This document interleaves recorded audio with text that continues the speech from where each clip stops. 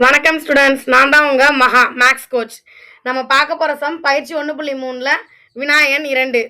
இதே மாதிரி எல்லா சம்மே நீங்கள் பார்க்கணுன்னு நினச்சிங்கன்னா மறக்காமல் நம்மளோட மகா மேக்ஸ் கோச் சேனலை சப்ஸ்கிரைப் பண்ணி வச்சுக்கோங்க. வாங்க வீடியோக்குள்ளே போகலாம். செகண்ட் கொஷனில் எக்ஸ் ஈக்குவல் டு 3, 4, 6, 8 என்க.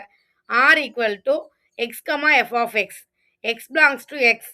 F of X equal to X square plus 1 என்ற உறவானது எக்ஸிலிருந்து எண்ணுக்கு ஒரு சார்பாகுமா அப்படின்னு கேட்டிருக்காங்க. ஆன்சரில் முதல்ல நம்ம என்ன பண்ணணும் அப்படின்னு உங்களுக்கே தெரியும். கொஷினில் கொடுத்துருக்க வேல்யூஸை எடுத்து எழுத போகிறோம்.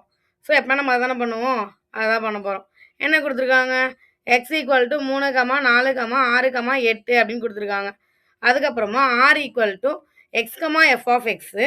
X belongs to X. F of X equal to X square plus 1ன்னு கொடுத்துருக்காங்க. அப்போ ஆர்னா என்ன? உறவு தானே. அந்த உறவு எப்படி இருக்குமா? எக்ஸ் எஃப் ஆஃப் எக்ஸ்ன்னு இருக்குமா.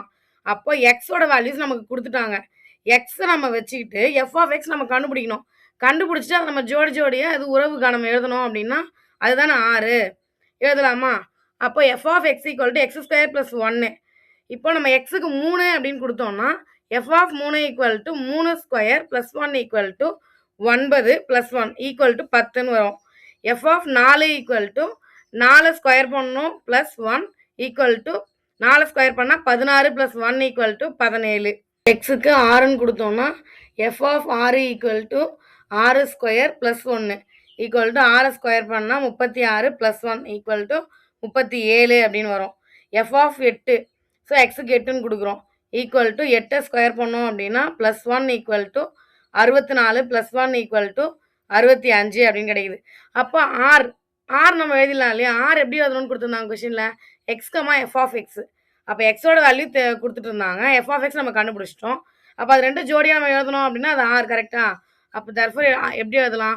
R equal to 3, 10, 4, 17, 6, 37, 8, 65.